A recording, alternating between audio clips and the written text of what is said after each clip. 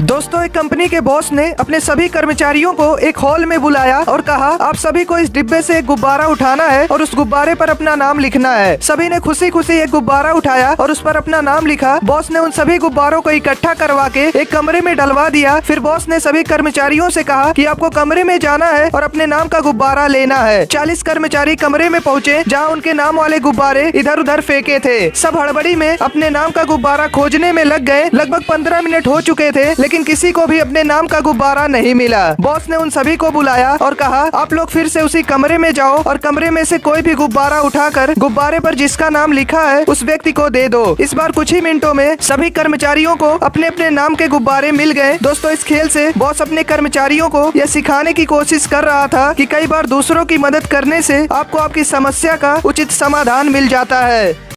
एक पति पत्नी का बच्चा छत पर खेलते खेलते अचानक गिर जाता है और मर जाता है। सब लोग उसे दफनाकर घर जाते हैं। गांव के पास वाले जंगल में एक चुड़ैल रहती थी। बच्चे की माँ उस चुड़ैल के पास जाती है और उसे प्रार्थना करती है, मेरे बच्चे को जीवित कर दो, मुझ पर बड़ा एहसान होगा। चुड़ैल कहती है, मैं तेरे बच्चे को जिंदा तो कर दूंगी, लेकिन वो तुम्हारी बात नहीं मानेगा। क्या तुम उसे जिंदा करना चाहती हो? औरत हाँ कहती है। चुड़ैल रात में जाकर वो उस बच्चे की लाश को लेकर आती है और उस पर जादू टोना करती है। जादू से वो बच्चा उठ जाता है, लेकिन उसकी आंखें सफेद हो जाती है। उस बच्चे को माँ लेकर आती है, लेकिन उसका पति कहता है, अगर चुड़ैल ने इसे जिंदा किया है तो जरूर इसमें कोई काली शक्ति होगी। तुम इसे अपना बच्चा कभी मत समझना, ये एक छलावा है, ये हम दोनों के लिए खतरा बन सकता है। अचानक बच्चा माँ की गोद से उठकर पिता की गर्दन पकड़ लेता है और कहता है, पिताजी बहुत बोलते हैं। कहते कहते वो उन्हें मार देता है। आगे की कहानी देखने के लिए कमेंट करें।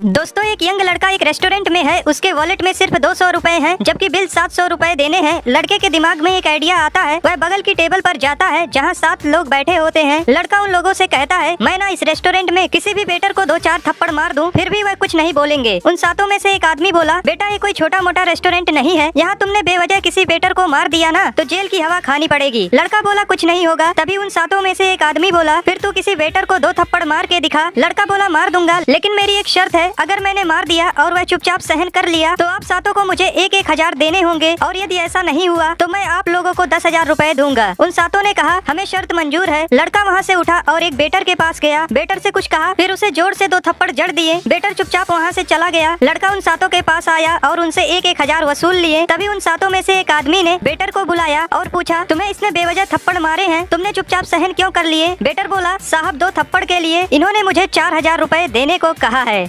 दोस्तों, पिंटू के पास 50 सोने के सिक्के थे। उसे विदेश जाना था, इसलिए वह उन सिक्कों को एक जार में रखा और उनको ऑलिव से ढककर जार बंद कर दिया। फिर उस जार को अपने दोस्त रामू को देते हुए कहा, इसे अपने घर रख लो, इसमें ऑलिव है। 6 महीने बाद मैं विदेश से वापस आऊंगा तो मुझे लौटा देना। पिंटू विदेश चला गया। 4 साल बीत गए, वह नहीं आया। एक दिन रामू का ऑलिव खाने का मन किया तो उसने सोचा, क्यों ना उस जार से कुछ ऑलिव निकाल लूं। पिंटू को पता थोड़ी चलेगा। रामू ने जार खोला तो देखा ऑलिव खराब हो गए थे। उसने जार हिलाया तो उसे वह सोने के सिक्के दिखे। लालची रामू ने सारे सिक्के निकाल लिए और उसमें ताजा ऑलिव रखकर जार बंद कर दिए। कुछ दिन और बीते। जब पिंटू लौट कर आया तो उसने अपना जार मांगा। रामू ने उसे जार लौटा दिए। पिंटू ने जब जार खोला तो उसके होश उड़ गए। वह रामू से बोला, यार जार में सोने के सिक्के भी थे, वह गायब है। रामू बोला, मैंने तो जार कभी खोला भी नहीं, कैसी बातें कर रहे हो। अगले दिन पिंटू ने इसकी शिकायत मुखिया से की। मुखिया ने वह जार मंगवाया और रामू से पूछा, क्या यह वही जार है जो तुम्हारे घर 4 साल से था? रामू बोला, हाँ। मुखिया ने जार से एक ऑलिव निकाला और उसे चखने के लिए एक आदमी को दिया। आदमी ने बताया कि ये ऑलिव अच्छे हैं और लगभग 6 महीने पुराने हैं। मुखिया बोला, पर पिंटू को तो ऑलिव जार में रखे 4 साल हो गए। ये फंस गया सीएम।